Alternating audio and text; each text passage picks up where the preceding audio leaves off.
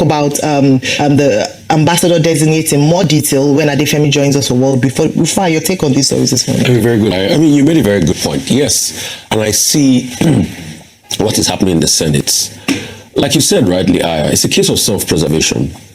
Because do not forget, Senator Yari Abdulaziz Yari, former governor of Zamfara, being a first-time senator, took Senator Godswill Akpabio to task in that election.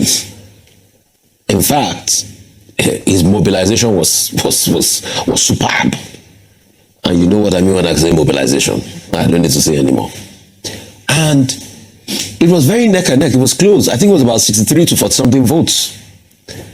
Yari could have nicked it, despite the fact that the whole architecture of the party was behind Akpabio. But you could still get 640 something senators that still voted for Yari, which was outstanding. Then a couple of the senators kept on saying, how can somebody that's not ranking that's just coming? Because also, if Yari had won that election, it would have been interesting. Correct me if I'm wrong, that would have been the time one of the first timers just got into the Senate and nicked it like that. So since then, they've tried as much as possible to be able to amend the law. Now they've been able to do some sort of ratification of it. But people are now saying that it's also going to block a couple of other people. People like Godswill Akpabio wants to still stay on to be able to serve another time as Senate president. But I'm sure he's going to have very strong competition in the likes of Akpabio, Bamidele and the likes. And they are trying to block other people that are coming. So people like, if Hope Uzodimma gets elected, for instance, in fact, there are 10 governors that are not coming back. And which is not supposed to be, but we've turned governorship into a graveyard, Senate into a graveyard for former governors, retirement home.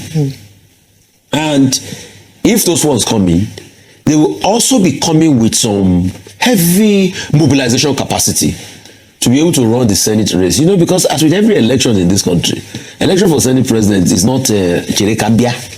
You have to be able to mobilize very well. And if you mobilize, you see the results.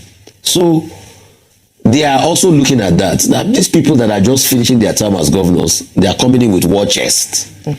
And they can match our war chest. That's going to be problematic. Oshiomhole, yes, he's rebuffed. You know, there was a little bit back and forth, akin to a Portuguese parliament of some sort, wranglings here and there. But in the end, everything's about interest. But I think one thing that they discussed that was paramount to me yesterday is the waning of Nigerian influence in the West African sub-region. And we can't deceive ourselves. And it's got even worse.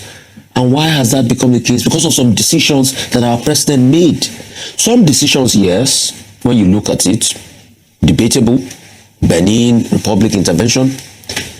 But some decisions like the invasion of Niger, that it took the Senate to stop the president from. The fact that we've not been able to stamp our authority. President Tinubu, as he got in, was also chief of ECOWAS. How was he able to stamp his authority? The fact that Nigeria is not getting the pride of place. And you know why all of this is happening is it feeds back into your domestic policy. You can't be respected externally if internally things are not good with you. They also did well. I think they confirmed the Tigbe. Yeah, sure. Uneasy lies the hairs that wear the crown. But the conversation that they are having is you're going to have problems with generator cabal and everything. Yes, you have a big cabal lobby for generator, importers and the likes, or makers. But I think the paramount thing is how he can solve the problem on ground with the grid. He's also giving himself a marching order that is going to solve the problem with the grid. I don't think he's going to solve it quickly. Because the problem with the grid has to do with investments. Where is the money? Is it a country that we could barely even feed in our investment in the healthcare sector? Is it a country where most of the budgetary allocation does not get met? Is it a country where the president says, oh, we've met our revenue target non-oil? Former minister was saying otherwise. We have not really seen an uptake in FDI, foreign direct investments. So money is a big problem. I mean, we are projecting over 6-something trillion. The revenue targets, people are saying it's a miracle if we even meet 30-something trillion. We are borrowing heavily. So, and in the prioritization, are we going to be able to meet that grid need?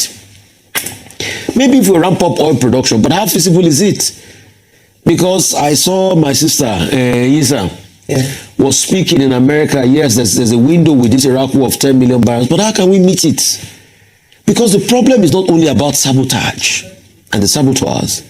The problem is also the fact that there's been lack of investment in this sector for a while, and wellheads are moribund. Even the new investments that we have, final investment decisions on, like the Bonga and the likes, it will take years before this thing comes on stream and add to the production. How quickly can we make those investments? Time will tell. So yes, if there's a window of 10 million barrels to be able to add to the sector, can Nigeria quickly revamp and produce? The 2 million target we've been talking for a while, it's been problematic. To meet OPEC quota is even a problem.